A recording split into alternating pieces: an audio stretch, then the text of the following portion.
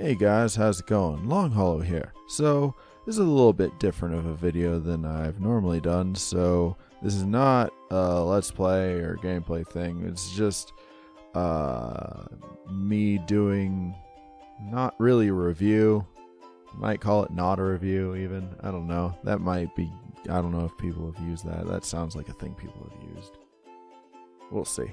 Anywho, this is just me kind of wanting to give my impressions on Yooka-Laylee and like generally just kind of what I think. I don't really want to review the game. It's because I've never really wanted to review any game. That's just never been something that's interested me. But I thought I'd just kind of talk about it and like what I think about it, and you know. So Yooka-Laylee is a game developed by Platonic and produced by Team 17. Platonic is a group of developers who broke off from Rare. I'm not sure if it was exactly after they were sold to Microsoft or sometime after that, but that did happen. So the general plot is that Ivory Towers, which is run by Capital B and the mysterious chairman of the board, that's what it is. Sorry, I almost said board of trustees. That's not right. Have planned to steal all of the world's books, or at least most of them anyway. And the real goal is to steal one specific book, which is called the One Book. And that will, as far as I can understand it, allow them to remake reality. Meanwhile, the One Book is currently located like 30 yards away from Ivory Towers in a shipwreck that is currently being occupied by our protagonists, Yooka and Laylee. Yooka, I believe, is a chameleon, and Laylee is a bat. I think he's a chameleon. Anywho, they're kind of finally just settling into their new place after just getting it painted and everything nice. And lo and behold, just after Laylee finds this so-called book, what does she call it? I think a profit book. At one point, essentially, she's going to use it to make a bunch of money somehow. She isn't sure how, but she thinks it's all old and fancy and some. It starts flying off because Capital B is, as I said, taking all of the books, specifically that one. Luckily, its somewhat sentient pages inside are managed to escape before the book is captured.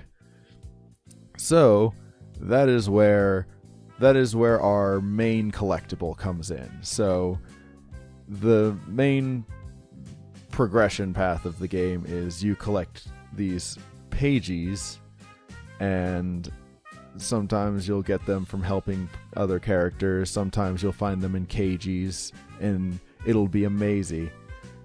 I really hope I put that up there. But anyway, so you collect the pages.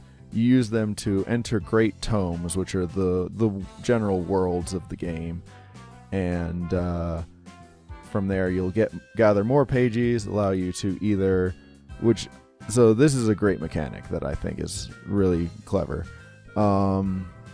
You can use your pages to either open new worlds to go to. I think there are 5 worlds currently. There might be more with the DLC. I don't know what their current plan is for DLC. But as a backer, I get it for free. Yay! Which, yeah, I also, by the way, I backed this game, which, I mean, I'm a huge fan of Banjo and Kazooie. I couldn't not see me backing this game. But yeah, I'll get to that soon enough. So this is a really cool mechanic, I think. You're able to choose to go and explore Ivory Towers and open new worlds with your pages. I think there are currently like 5 worlds in all. There might be more in DLC, I'm not sure. But the other thing you can do, you can use those pages to also expand the current world and it'll allow you to have more paths. It'll go further on in other paths and like open up bosses, more characters, stuff like that. It's pretty cool, and there are other things you can do. Like in the first world, you can also change the weather, which allow you to do like different races, and I think other things might happen. That's the only thing I've explored. I haven't beaten the game, just as a side note. I've explored up to the second world, and I haven't yet expanded that one yet, so I'm still... I like to take my time if I can, and I am. And that's one of the reasons why I don't think this will be a good playthrough if I did it. So, but I really wanted to do something for this game. The game has like a lot of great humor that I like. It's very silly. It's very tongue-in-cheek at times. It breaks fourth walls. It knows what it is. It knows it's a video game. They make references to like other video games. Mostly like one very big specific one, which I'm sure I'm showing at the moment if I can. I'm pretty sure I recorded that. There he is. And there are also like plenty of like the characters themselves have a lot of humor to them. There's Trouser, who's a snake. He goes and tells you the moves that you get throughout the to progress throughout the game.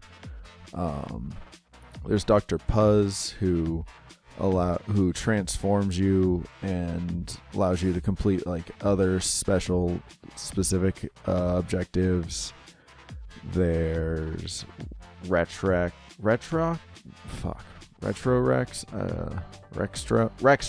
There's Rextro.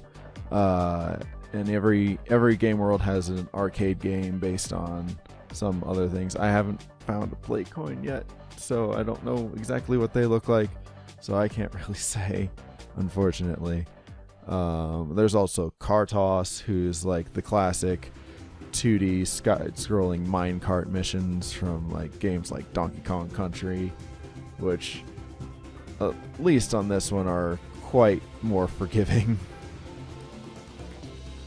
And every level also has like their own unique set of characters, and it's a really fun, like joyful game, and I really enjoy it. This kind of game is right up my alley. The gameplay is also the controls are pretty great. The only real issue I have with the controls, which it seems a lot of people have, is the camera. Also, I'm using a controller because I have the Xbox version. I've heard it's not as good with keyboard and mouse. It's not designed for keyboard and mouse. It's a platformer. Platformers are very much designed for controllers, so that is all I'll say there. But the camera can be an issue, especially when it auto locks, and even more so when it goes from a free camera to an auto lock or an auto, like essentially when it's transitioning between either a free camera or an auto locked camera. It can be very jarring and can easily lead to deaths, especially during the very first boss fight of the game. It can be very frustrating. Other than that, it controls very much like you would want a 3D platformer to control. The biggest thing that I find, the most surprising thing I find about it is that it starts you off with a double jump. I feel like that is a very rare thing to have in a lot of 3D platformers. And especially for one to start with one. Like, that makes a lot of the jumps very, very easy and almost trivial at times. Especially some of the moving platform ones. Like, it makes it a lot, which I don't know if it's like more of a, hey, we know moving platforms are kind of hard, so we're going to give you double jump. Or it's just like, hey, it makes sense for these two characters to have a double jump. Either is very likely, in my opinion. I'm not a game designer. I don't know how those decisions truly get made. But yeah, Yooka-Laylee get a wide variety of moves from Trouser. A lot of them like help you interact with the environment differently. Standard of a 3D platformer, where you gain moves. And at this point, let me just go ahead and talk about it. So Banjo and Kazooie. Banjo and Kazooie is one of my favorite games from the Nintendo 64. Banjo and Tooie, not as much. On 64, I never actually 100%ed that one. I did 100% apart from the Bottles puzzles, just because I didn't ever know about. I don't know if the Bottles puzzles was in 64. Anyway, I did that on 360 at the very least. I 100% them both on 360 because I absolutely love those two games. And I'm not going to talk about that other one. No. This game is almost 100% like Banjo-Kazooie, and you can take that as a positive thing, you can take that as a negative thing. I adore it. I absolutely love this game because of that. Not specifically because of that, but that is a huge reason that this game like hits certain things in my heart, in my childhood, and it just makes me smile. I love this game. I love Banjo and Kazooie, and I love how much this game is able to emulate it. Very much so because of the, designers being I think a good majority of the Banjo-Kazooie team, if not, maybe not majority, but a good number of them being the part of that team. And now that brings me to the music. So the music for this game was composed by Grant Kirkhope, David Wise, and what was the other composer? Steve Burke.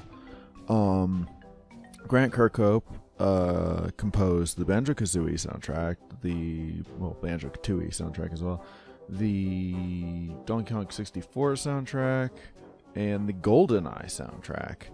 And David Weiss did the Donkey Kong Country series music. And all of that definitely shows and comes forth in this game's soundtrack.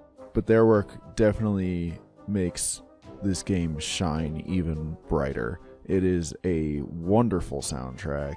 It is a very lighthearted, fun, very reminiscent of the Banjo-Kazooie series. It's a wonderful little thing, and you've been hearing it throughout this entire video because I've muted all the video. It's just I've just been playing selections of the soundtrack. So yes, it is very, very, very enjoyable, and I like it very much. Last little thing I wanted to cover, there's just a couple like little quirky things that I really love about that this game does that not a lot of games will do, and it's also one last thing that is kind of very reminiscent of the Banjo-Kazooie series. One being like when you pause the game or at the very start menu, random characters' heads will be shown for all the options that you can pick, and if you select them, you'll hear their voice pop up as you go through it. It's a nice little touch that I kind of like. And one other last thing that is very reminiscent of Banjo-Kazooie 1, they have quizzes. In between the levels, Dr. Quack will come out and quiz you on things you've seen on the previous level, things in Ivory Tower, different pictures, different characters, how specific numbers of things you've collected, which is honestly one of the hardest things to remember. Like, oh, how many pages did you get in Tribal Stack Tropics? And like things like that. And it's it can be difficult, and it's very, very fun.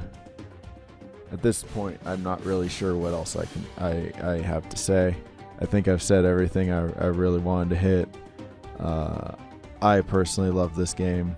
If a 3D platformer is something you've been missing and been wanting to play, I think this is a very good one.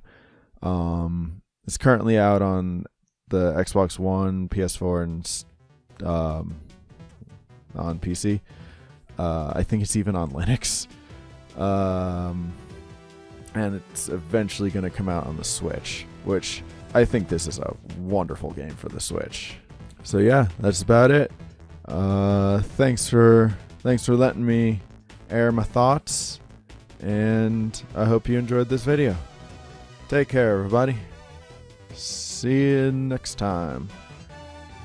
I maybe do this again. Who knows? Maybe I'll do this for all the games that I've backed on Kickstarter, Indiegogo. I actually don't think I've backed a game on Indiegogo. But anyway, maybe look forward to more of these in the future. See ya. Bye.